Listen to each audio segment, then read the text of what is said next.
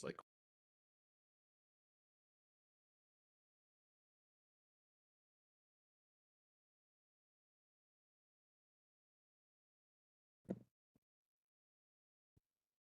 Test. Jesus.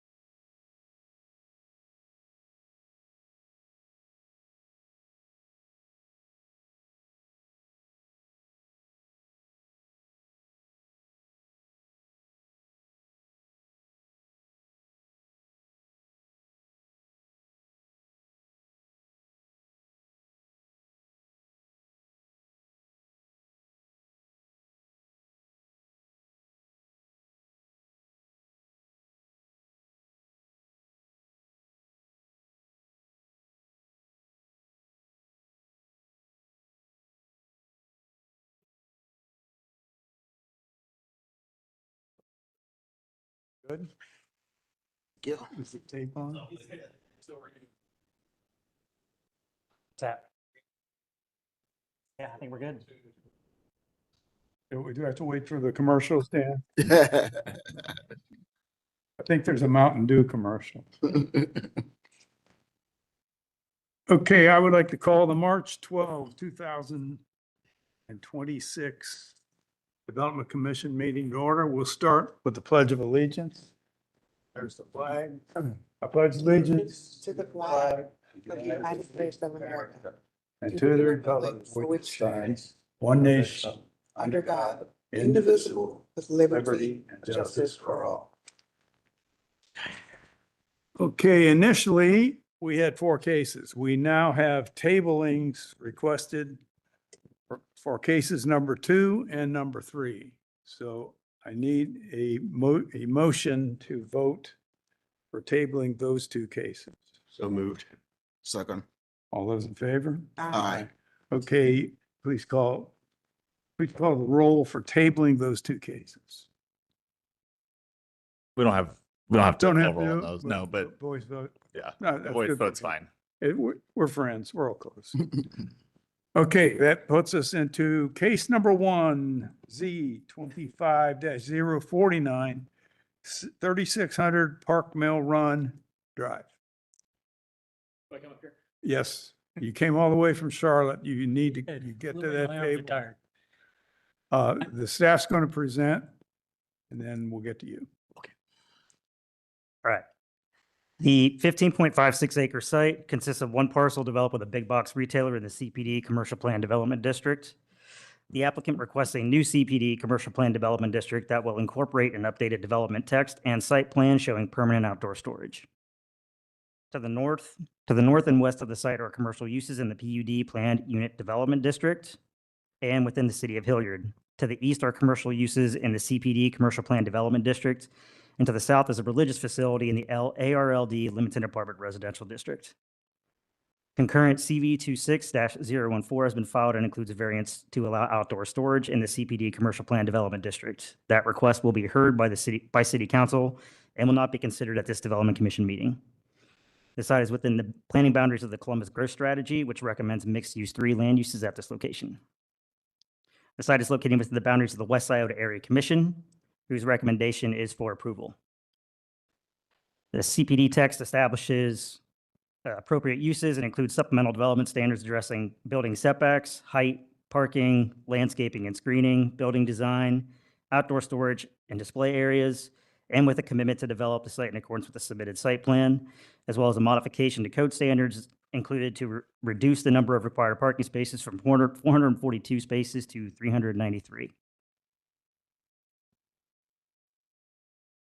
The requested CPD Commercial Plan Development District includes a revised development text and site plan demonstrating permanent outdoor storage areas. Staff are supportive as the commercial use at this location is consistent with the adjacent commercial uses and development pattern in the surrounding area.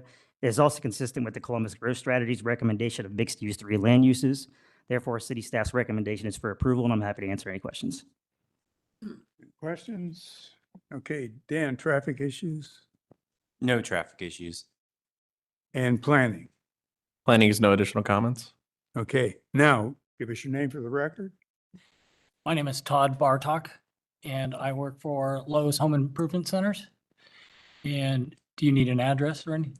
Nope, we just want to know where you are and we know you flew in here from Charlotte.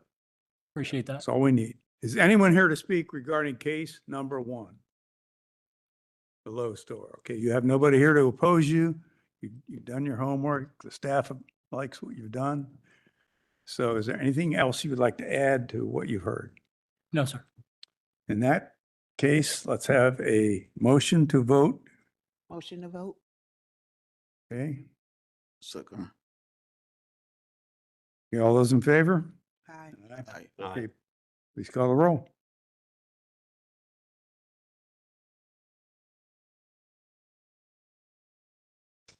Janice Keys, Yes. Pam Wukwe, Yes. Dan Fertelman, Yes. Chair Fitzpatrick. Yes, you are approved. Thank you. All the way from Charlotte, 39 seconds, and Oh, it's a record. Good luck. Appreciate that Good very luck. much. That's a nice area. Okay. Okay. All right.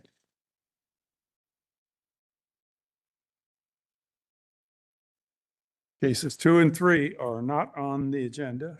Case number 4, Z25-055, 2345 Demarest Road. Please see your supplemental packet for 17 letters of opposition, which includes a petition and associated maps. The 11.39 acre site consists of one parcel developed with a religious facility in the R Rural District after recent annexation into the city from Jackson Township. The requested AR1 apartment residential district will allow multi-unit residential development. West of the site are single-unit dwellings in the PUD 6 Planned Unit Development District. East of the site is an undeveloped parcel in the LAR1 Limited Apartment Residential District. North, south, and east of the site are single-unit dwellings in the semi-residential district within Jackson Township. Concurrent CV 25-098 has been filed to reduce the perimeter yard from 25 feet to 7 feet and includes a site plan commitment for a 216-unit apartment complex. That request will be heard by City Council and will not be considered at this Development Commission meeting. The site is within the planning area of the Westland Area Plan, which recommends institutional land uses for this location. Additionally, the plan includes early adoption of Columbus Citywide Planning Policies design guidelines. The site is located within the boundaries of the Westland Area Commission, whose recommendation is for disapproval. The requested AR1 apartment residential district will allow multi-unit residential development. Although the proposed use is inconsistent with the institutional land use recommendation of the Westland Area Plan, it is consistent with the Columbus Citywide Planning Policies design guidelines and is reflective of the emerging development patterns in the area. Additionally, the request aligns with the city's objective to provide more housing in all neighborhoods. There is a pending traffic impact study with the Department of Public Service. Once any resulting comments are resolved to the satisfaction of the Department of Public Service, the City Department's recommendation will be for full approval. Therefore, the City Department's current recommendation is for conditional approval. Okay, no changes to that? No changes. Questions or comments? Okay, Dan, traffic.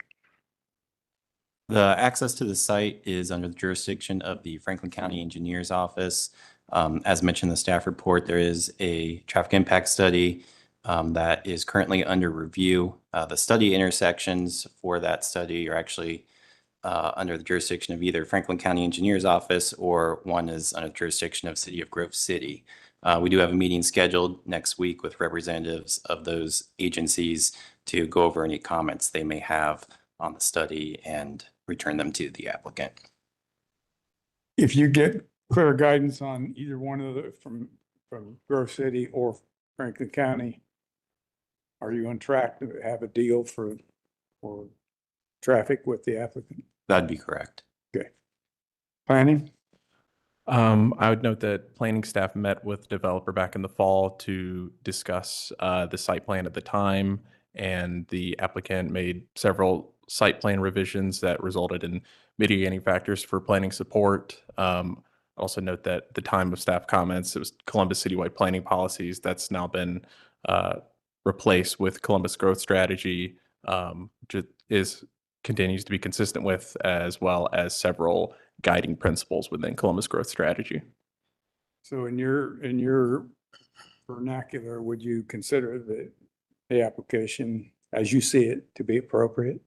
Yes, we would. Is anyone here to speak regarding this application? 3 people, right? Well, All right, is somebody from the area commission? We have one in support. Oh, you have one in One in support? support. Okay. The 3 that are against, we use city council's game plan, and you'll see it next month if you're successful and move on. You'll see the same exact format. 3 speakers, 3 minutes each. Do not be redundant. Take your time to point out factors that are on your mind and keep it direct so people don't start looking out the window.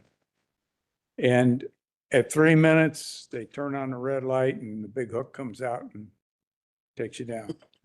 So what you do tonight, you'll do the next time you're here across the street.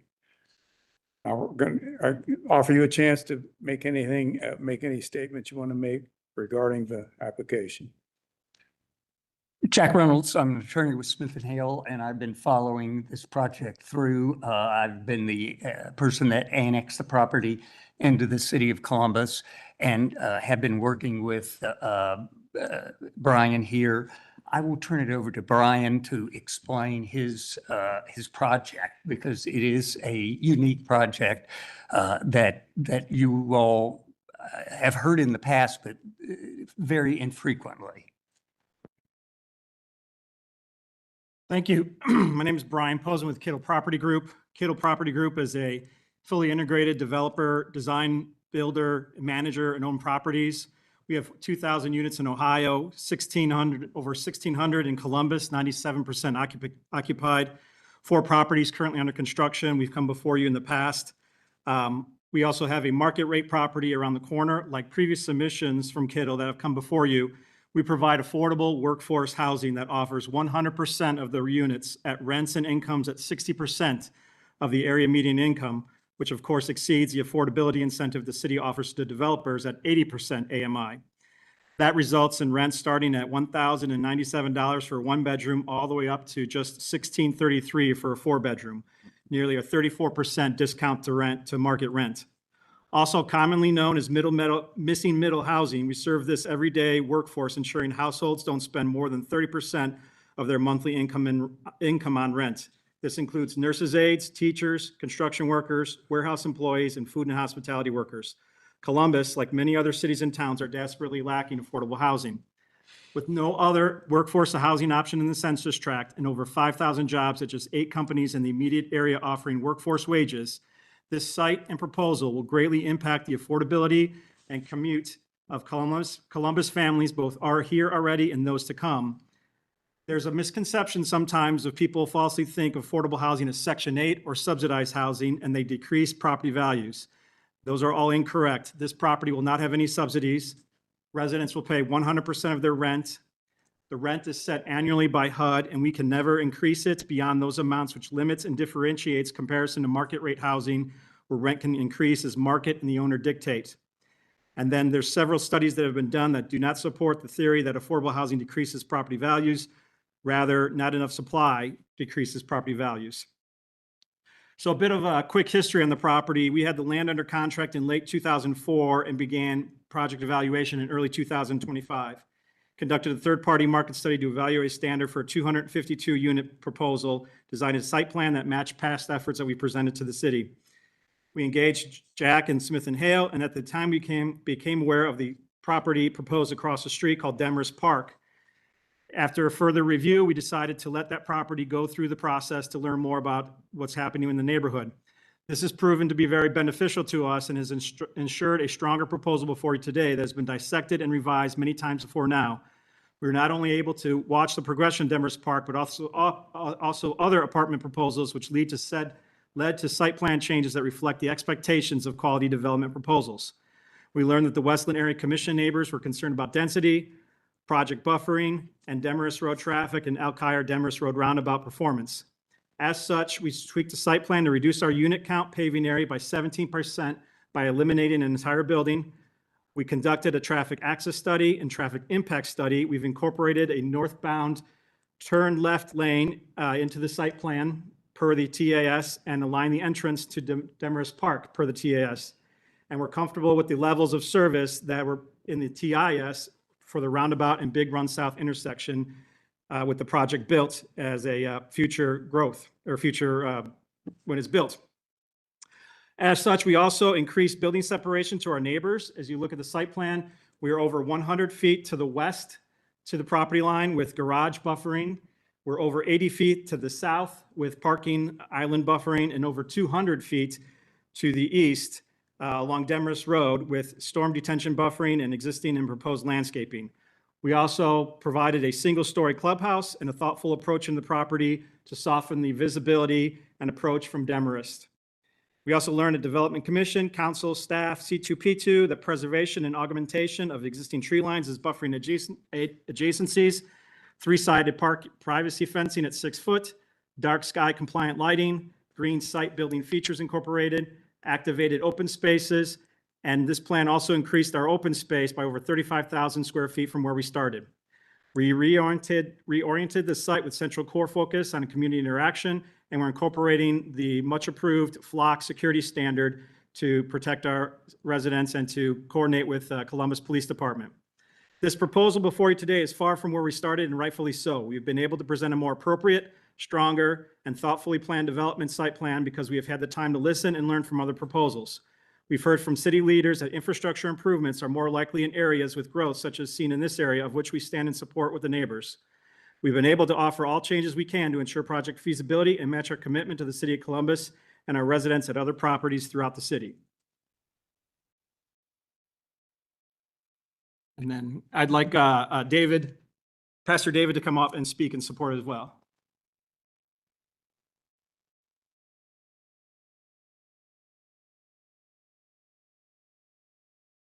Thank you very much. Once again, my name is Pastor David Lamas. I have been the pastor at the church for 2 years, the lead pastor. However, I worked in staff for the last 12 years. Between the years of 2014 and 2024, we have had over 2,000 people come to our church, 19 different nationalities. We have been serving people in Spanish and Portuguese, different languages. We are a community that always pushes people to learn the culture of this country. I myself was born in Colombia. We were brought here from Colombia by the Wesleyan Church, and I love this country. We teach the people at church to love the country, to be community people, to love the people around them. The reason we decided to partner or work with Kittle is because they had the vision to help people in need, people who needed affordable housing. And I happen to pastor over 400 people that need affordable housing. So it's very much in the core of who we are. We teach values that, they're family oriented. And affordability in Columbus is something that's been really, really hard. Just in 2024, we had 41 families, not 41 people, 41 families that relocated to different states because affordability or houses that are affordable are so hard to find here in Columbus. So we believe that the partnership with Kittle is great.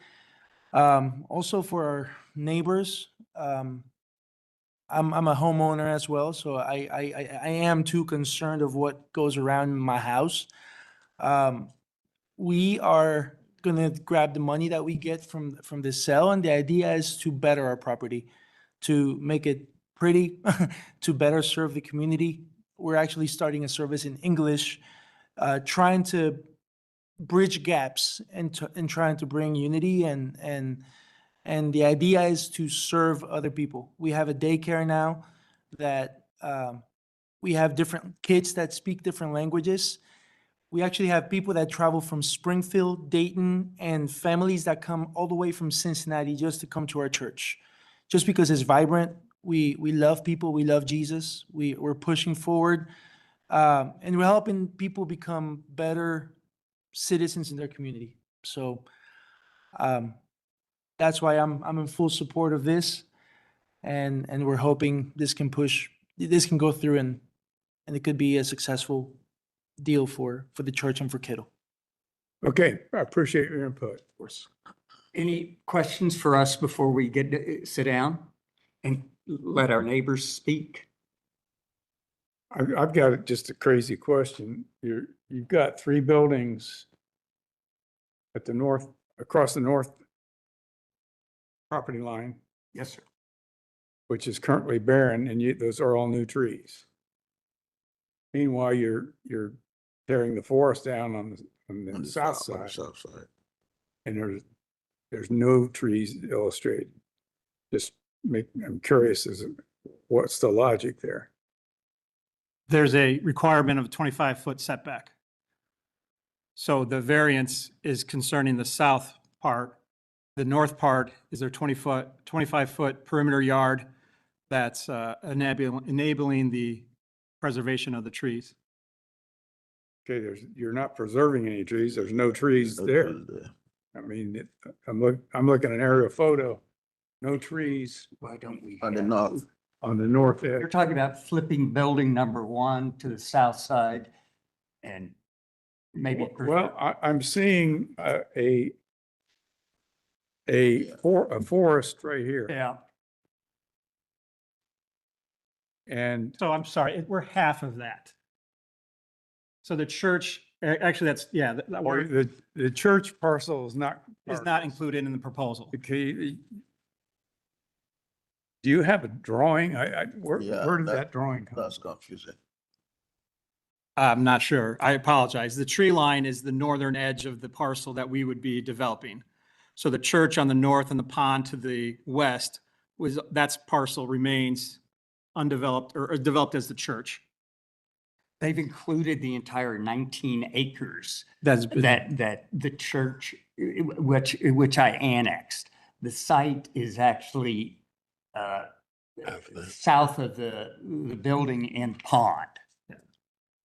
Is it possible to show us on that map where your property line is? Sure.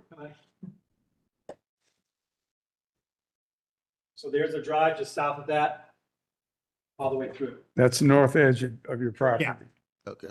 Yeah, they're simply showing all 19 acres. That was, And so a sliver of trees exists in the area that you're not building on Correct.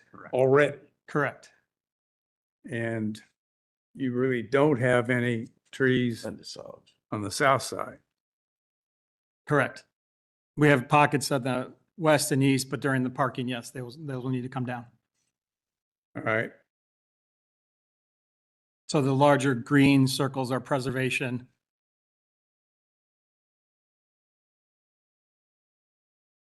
All right.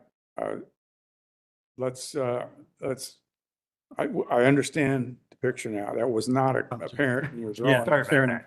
Somebody skipped some of the pages there. Okay, take a seat. Let's get our other. Chair, this is a unrestricted rezoning, so this site plan is with the council variance. That's why it wasn't in your packet. You can look at this all you'd like, but this is with the council variance, so that's why you don't have it. what Tim is trying to say is that this is not an L request. It's simply an AR1. So we're not here. This is for illustration purposes only. We're simply asking you all to give us our AR1 zoning classification. And within that classification, we're asking for 216 units, which fits within the parameters of the AR1 zoning classification. All right, and what would happen? We're beginning to see a lot of these kinds of things. Yeah. And we like to work with you and. Absolutely. You've got a forest along The north side. the south side of your district property. That's that big swath of trees. Yeah. If you would buy 10 more feet property from the church that you're working with, and squeeze this over, as you see, each of these two buildings has balconies right over that property line, right into somebody's backyard. They're not there yet. No. That piece will be occupied someday. We're setting up a bad deal. It's looking right into their patio. Privacy. There's a lot of ways that you can save some of those trees that are down there and put a fence so that you've got privacy and snip off a little bit more of the other property, and it's the best of all worlds. You would then have a green kind of landscape for your property instead of somewhat green, like so there, where it really matters. Okay. Thank you. Mike, along those lines, it's almost like you want to flip this whole plan. Yeah, if it flipped, you'd accomplish most of that. But if you, first thing anybody, I've said this 10 million times. First thing ever, a client comes into my office and says, here's my property. What can I get on? You start saying, well, you got a setback here, you got a pond here, you got a driveway here. We can get 250 units, 216 units. Or we can only get 216 because we got 62 feet for parking, 7 feet for sidewalks. Buildings are all 42 feet wide. And when you start putting the units down, you get down to the bottom and you only have 7 feet. Well, that's not enough to do what you're after here and do it appropriately. And as you know, the code's changing and we're getting confronted with that once a month, every month, where it just kind of scrapes. And You have a unique situation here because, as Dan says, you can flip this design, yeah, grab a little more because space on top, and you'll have enough room to get your trees saved where they're already there and a big asset. as I understand it, the property has not been divided yet. So there's, the property actually is made up of 4 separate parcels. Okay. So we are taking one of those parcels. There is a conflict with existing structures on the north end that would prevent, and their parking drive comes close to the property line as well along Demarest. So we did evaluate to go that route, but there are intrusions or blocks to that. The reason we decided to put the parking on the south is because the church is a commercial setting. Those buildings are closer to the property line than they are to the south. So it's reason that whatever came to the south, whatever that becomes developed, right now that's a house. So whatever become developed, our buildings are further away than they would be if we flipped the design and had those buildings closer to that 25-foot But there's setback. no screening.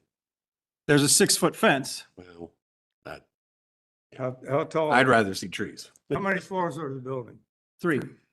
Okay, you got a balcony that's 23 feet in the air, looking down over a 6-foot fence and no trees. So you can see a guy's using Hunt's ketchup and doesn't like hamburgers as much as he likes hot dogs. Nobody wants that kind of lack of privacy. And there's many projects that come in where they turn the end walls.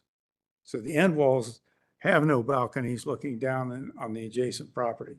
So the dynamics of this property are too narrow for end walls to be facing north and south. But for another purchased 7 feet of dirt, you can have this property framed on both sides with working green trees blocking an invasion of privacy. Okay. And so maybe that costs more money and it changes the math, but we're seeing there's this appetite for more and more occupancy. And we're being forced to say, yeah, but you can't put the forearm to the neighbors, and you can't intrude on that privacy with what you're doing. There's ways to seek privacy and still accomplish your goals. 7 more feet of dirt and you already got the trees there. You might as well use them. And they will be a major asset, not only to your property, but they'll make sense with whatever happens to that piece south of you. So just throwing that out there. Let's have our first speaker in opposition.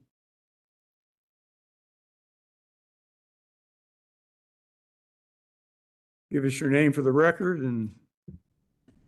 Richard Perexta. Okay,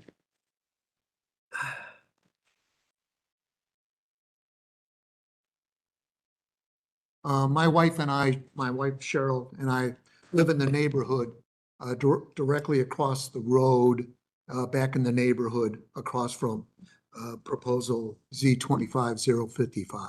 okay. Good afternoon. Good afternoon. Thank you for this opportunity to speak before you. We strongly oppose this new Demarest Road proposal Z25055. We understand the need for additional, especially affordable housing in Central Ohio is great. However, the density and location of the proposed development can best be described as overdeveloping an area that lacks the infrastructure. The proposed development calls for 5 3-story apartment buildings with a total of 216 units and 399 parking spaces.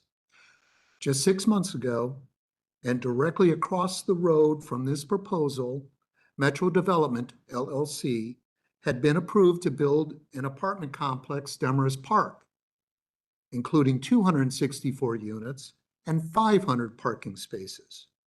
And just north along Demarest Road, and a little over a quarter mile of this proposal, is another Metro Development apartment complex, Hudson Crossing, with 166 units and 320 parking spaces, just completed and now renting.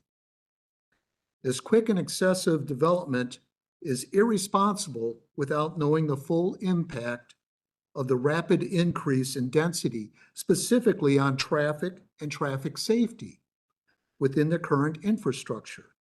This area of Demarest Road is considered to be a car-dependent area. This less than a mile stretch of 2-lane Demarest Road is completely bottlenecked to 2 lanes forever, just less than a half mile up the road from this proposed site by the 270 overpass bridge and the Alkire Demarest Road single-lane roundabout. This is significant because it is this direction going north on Demarest Road as where the nearest grocery store is for the neighborhood, as well as, and that's at the Kroger at the Georgesville Square, and also for all those who seek access to 270 by way of the Georgesville Road entrance exit. Demarest Road cannot possibly support this aggressive growth plan. This is a huge concern to my family and and to our neighbors. I have sent to your planner visuals of our concern, and hopefully you have those in front of you. There are maps of the development going on in the area. They're the very first couple of pages, I think. And also there's pictures showing the bridges. The 270 bridge for Demarest and the 270 bridge for Alkire. I want to point out that those bridges were designed in the early 1970s when engineers designed the Demarest Road Bridge and the Alkire Road Bridge. They designed both bridges to pass over rural 2-lane roads. At the time, they saw zoning for this area as 2 to 3 homes per acre. They didn't see the neighborhoods that now exist there. They didn't see Hudson Crossing with 166 units and over 300 cars. They didn't see Demarest Park with its 264 units and 500 cars. They didn't see rezoning to 18 units per acre as a possibility. So they built a bridge for each road to pass over 2-lane roads with no thought of expansion. And that is the reality here.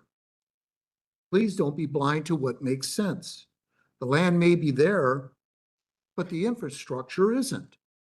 Z25055 and its 400 more cars added to this traffic equation cannot possibly work. As a resident and speaker for the community in which the proposal impacts, my family and I and all my neighbors ask for your support in denying this proposal. Thank you for your Okay. time and attention. Thank you. Do you have any questions for me? I think you're very clear and I appreciate your efforts with this map here. we'll have some questions of the applicant and the staff. Okay, good deal. Thank you. Next speaker.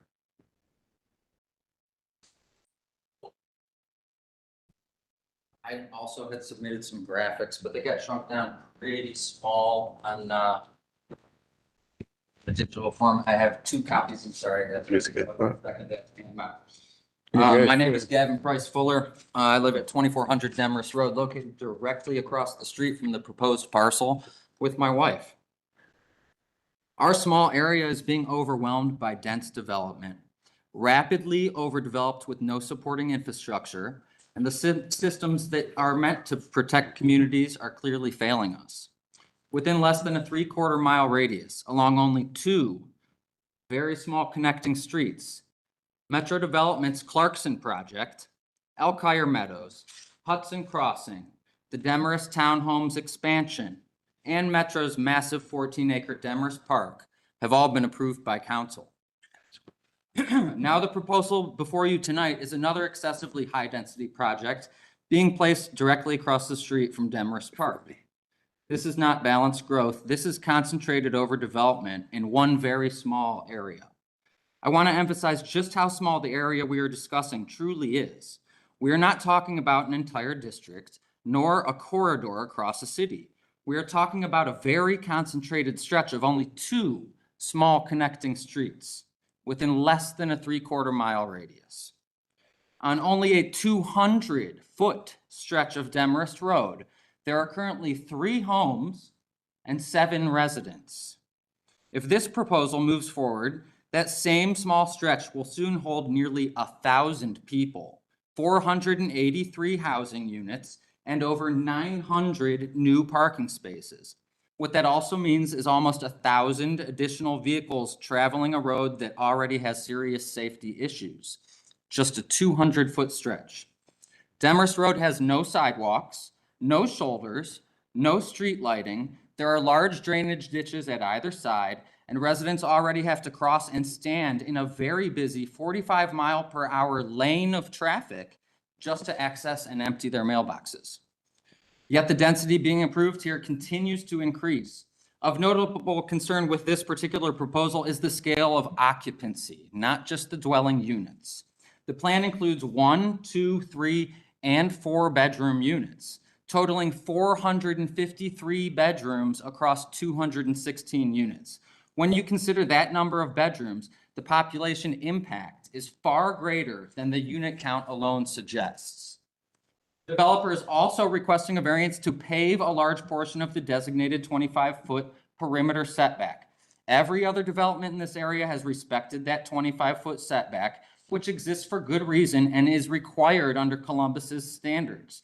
If C2P2 standards cannot be adhered to, then this proposal should not move forward. Increasing parking counts in place of the setback only increases potential density, which residents already believe is far too high. If the proposed buildings and parking cannot fit within the property while maintaining the required 25-foot perimeter setback, then the proposal is simply too dense for the site. We are constantly told that new developments will blend with existing neighborhoods, but nothing about these projects blends with single-family homes. Instead, 3-story buildings are being placed directly alongside long-standing small residences, even surrounding them, as this proposal would do with our home, fundamentally redefining the entire character of our community. There has also been no effort to negotiate with existing residents. We asked Kittle for specific changes to their proposed plan, but received 0 response. Their plan remains unchanged from their original Area Commission presentation. The Westland Area Commission unanimously opposed this proposal. Community members raised serious concerns about traffic, safety, and infrastructure, yet those concerns continue to be ignored. Columbus absolutely needs more housing. Residents understand that. But approving development parcel by parcel without considering the combined impact on the surrounding area is not responsible planning. When all of these projects are added together, the result is an excessively dramatic increase in population, traffic, and density in a corridor that simply cannot support it. The infrastructure has not been improved, safety concerns have not been addressed. Residents who have lived here for decades are being asked to absorb the consequences. So the question remains very simple. for this small corridor. When is enough? Growth should be thoughtful, it should be balanced, and it should respect the communities that already exist. Right now, that is not happening. The overwhelmed residents of this area respectfully ask you all to deny this proposal. At the very least, a substantial reduction in proposed density and building height is necessary. But even then, this area is already being inundated with far too many developments. Tonight's vote will determine whether this small corridor of Demarest Road is planned responsibly going forward with its infrastructure and residents in mind, or whether it continues to absorb excessively dense development far beyond what its roads, safety conditions, and infrastructure can support. Thank you. Thank you. Okay, and our third speaker, please.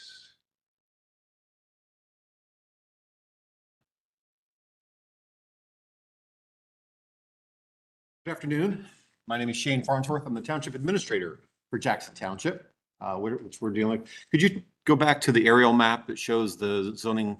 I think you had another one with land uses. Oh, that's perfect. That'll work right there. Some of the things when we talk about the development of this area that we're really focusing on, at least from the township's perspective, we feel like it's a little bit of the tail wagging the dog. We've got a number of projects on the Demarest, Alkire, and even on Holt Road, which is to the northwest, that the developers we feel like are kind of leading the path on this. And we're seeing a big transition in this neighborhood from large lot, single family residential to now large apartment complex projects.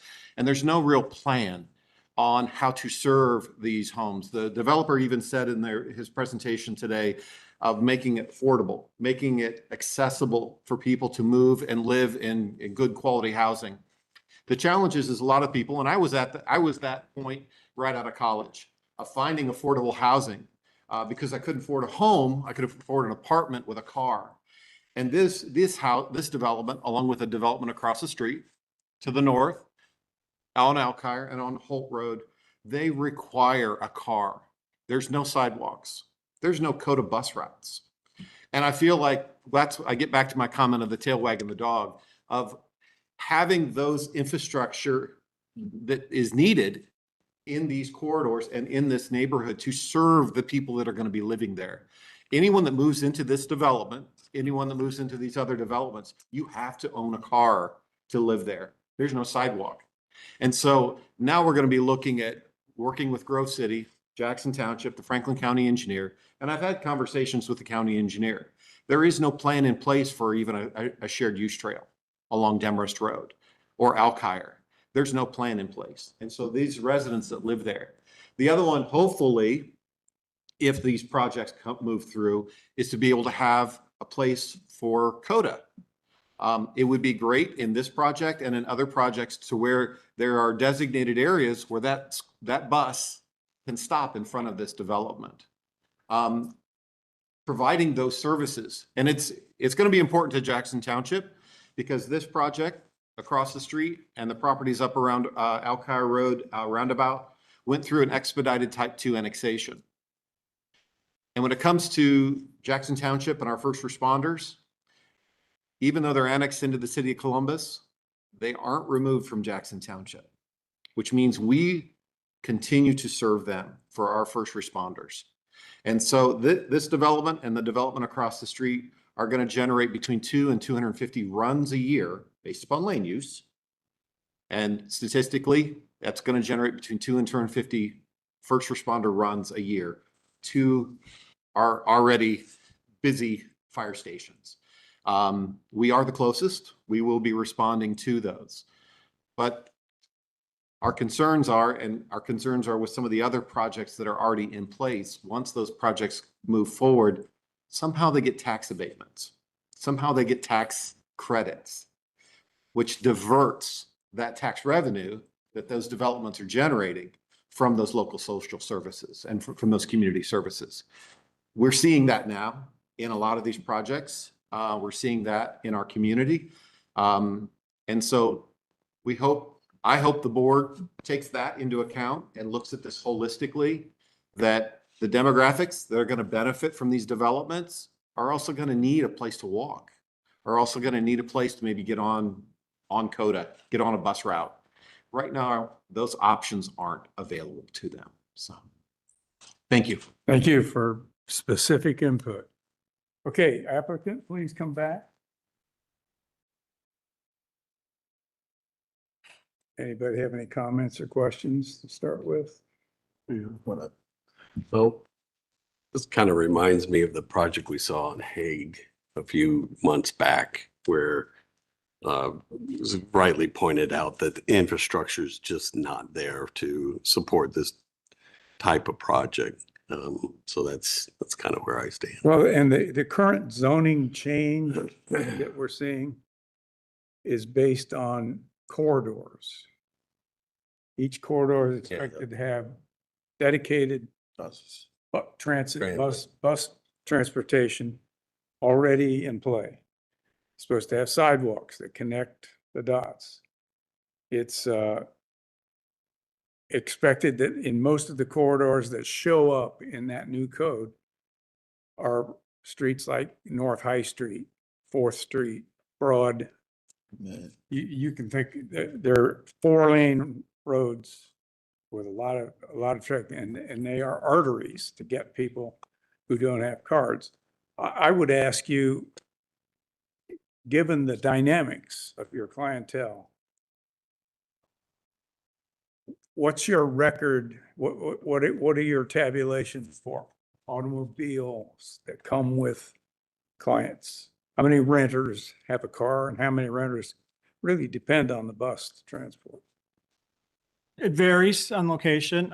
If the bus is available, we have folks who take it, but we have communities that are in car dependent areas. So I wouldn't say we necessarily always have 2 cars per residence, but usually about 1.7 is our going rate of what we see with our folks with the cars. Okay. I just want to point out, when the project across the street went to council, the council president gave a little talk at the end of the presentations about what council was responsible for. And, we as developers can provide the width for our site as well as the sidewalks that cross our property. Council President indicated that we, as the developer, cannot be responsible for further development along the streets. That is a council prerogative. And the developer on these individual pieces cannot be liable for what city of council should be doing in the area. As we further develop, council sees the need for additional infrastructure improvements. And so what we're doing, hopefully, is providing them with additional improvements, because we are doing what we can for our location. With that said, what we ought to do this evening is I think, look at what Mr.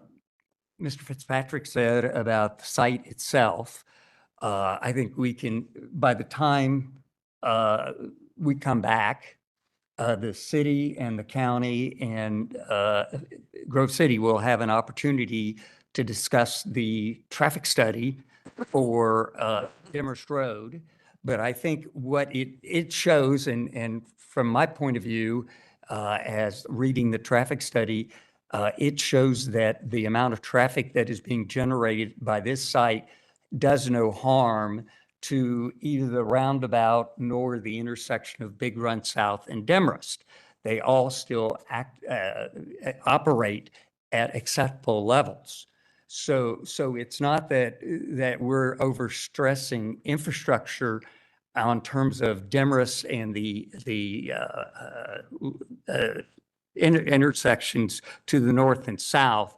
So please take that into consideration in terms of, we heard discussion about there's too much traffic. Well, there's not too much traffic. The traffic study will show that the infrastructure can handle the additional cars that are generated by this development. But I think we can, if we take a month, look at some different ways to lay out the site and get you some more infrastructure information, we can answer some questions. Yeah, I think I actually wrote it down here. You're in the chicken or egg, which comes first? As Yep. far as these features go. And if you build and you put part of that in, you're not solving the problems in the big picture. Correct. If you've got a deep swale, you gotta really do some underground piping and it kind of thing that's happened on Hague Avenue, actually. They rebuilt the north section of Hague to accommodate 3 lanes. And now the chicken doesn't have to come before the egg. Now it's there to look at. But there was probably a time when somebody had a drawing and said, well, there's a church here and there's no sidewalks that lead to it and the people that walk down the street are in danger. This is coming on our table. Imagine 14 cases where the same kind of thing, same kind of criteria is being arm wrestled. But I think you're right. I think you have a reasonable use, but you're pressing every boundary at this point to a great degree. And as it was pointed out, if this is just a general do whatever you want to do, it's was it L1? AR1. AR1. Yeah. That's a blank checkbook and you're not going to get that. It's got to make sense. You know, it was often said, I'm an architect, but I worked in a developing firm 50 years ago. And the favorite words of my boss was, don't ever be a pioneer. Don't be the first guy. But truly, it's worse to be the second guy. Because the first guy was a surprise and he got by with some unknowns to be handled later. Second guy doesn't get away with anything. Mm-hmm. I think you do need to ponder how you can make your product fit and stamp in there. And you have already found out you need to really cut the bottom edge of that property for your property, sidewalks, parking lots, some green space. It adds up to be too much for the space that you're talking about now. And we just, in the last 15 minutes, talked about what happens along the street. And I think some of these applications come with a sidewalk that goes all the way to the next intersection for the first guy, the pioneer, or something like a storm drainage. You won't encounter sprinkler here, I don't think, but you might. So all those things are part of the infrastructure, but you don't have a building without the infrastructure. And it doesn't tie together with what we got so far. Is it a reasonable use given in today's world? Yes, but not if you tramp on all the other parameters in the area. And we've had people on McNaughton Road talk about people that got hit by a bus and killed because they didn't take the sidewalk. The sidewalk was there, but they ran in the street.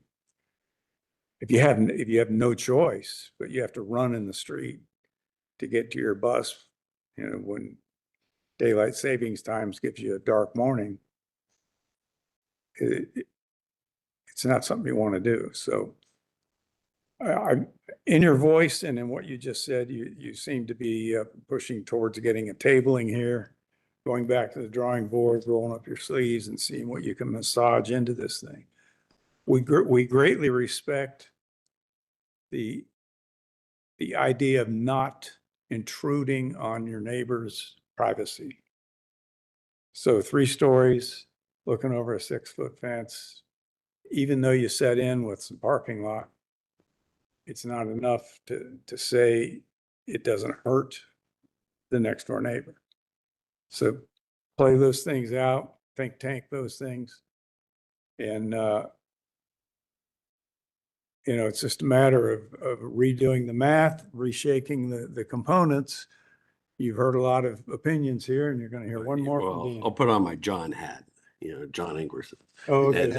And he would definitely comment about how those were, the north ones were, the majority of the balconies were facing the north property line. So that's just, I know that would be a John comment. So. Well, and if the existing tree line exists. Yeah. Yep. Okay, you got Respect something. it, yeah. It's the fact that you've got 7 feet of some kind of grass that one pass with a lawnmower will wipe out. Yeah. Every time you mow the ground, but it doesn't give anybody any privacy. 6-foot fence comes up, and then you got a 3-story balcony that's looking right over it. So you need some greenery in there to do your part.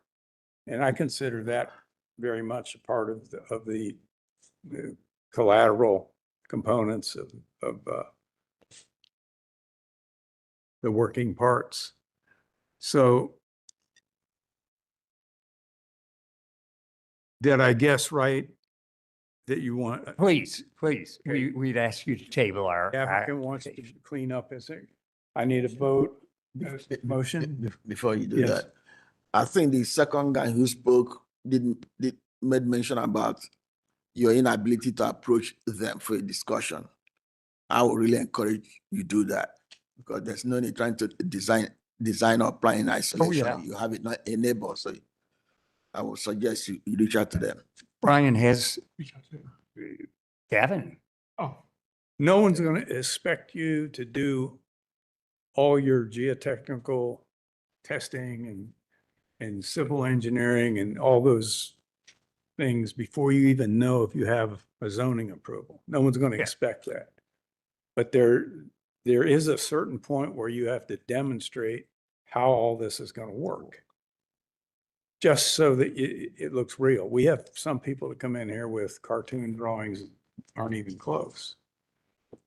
But what you've given us some facts to talk about, and you pushed it down to 7 feet.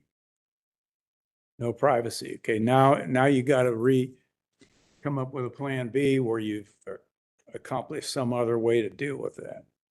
And if your zoning is going to be just a straight zoning, not tied to a site plan, it's going to be hard to say, do anything you want later and not have some evidence of what you've come up with as a game plan.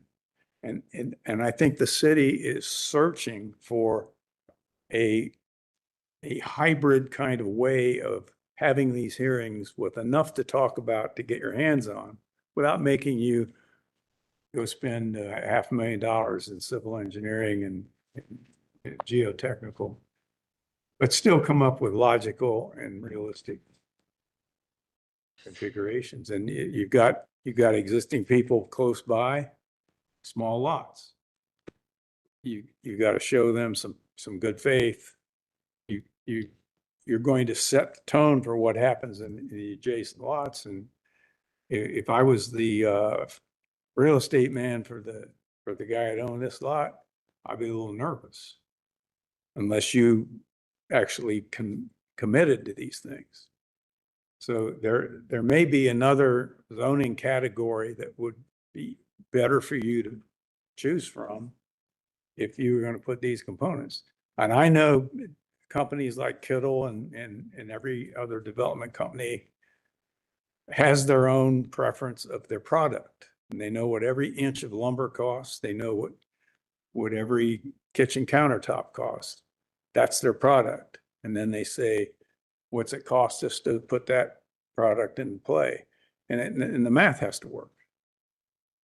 So the frontage treatment matters, the connectivity matters, and the technique that you define your non intrusion into the privacy of the adjoining property, especially to the south in this case. I think you can come up with something. So we need a motion to take a vote on tabling case number 4. Motion to table case number 4. Second. All those in favor? Aye. Okay, voice vote for tabling. I'll call the Aye. roll, Chair. Pardon me? We'll call the roll. Go ahead, call it. Kay Mukwe, Yes. Van Fertelman, Yes. Janice Keys, Yes. Chair Fitzpatrick. Yes. You're Thank you tabled, all. and as Kay said, it'd be great if you've got some, I heard some pretty good input from the neighbors and, talk to them and show them how this will fit now and fit later. And you're familiar with, I think it's Wagner Road up north of. Oh, yeah. Yes, sir. Started out as a 2-lane road. And it was the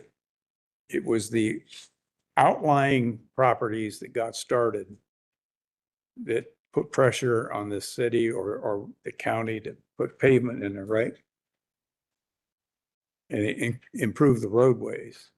And now it'll carry its load. So chicken or egg, county road, It is a county road. So we're going to see every case. I'd say 75% of the cases we're going to hear are going to include just the kind of dialogue we've had right here. Okay. And we're trying to shape a snowball. Okay. Thank you. You are taped. This meeting has come to a conclusion. Everybody fill out your forms for the NCAA now. Pardon me? We are adjourned.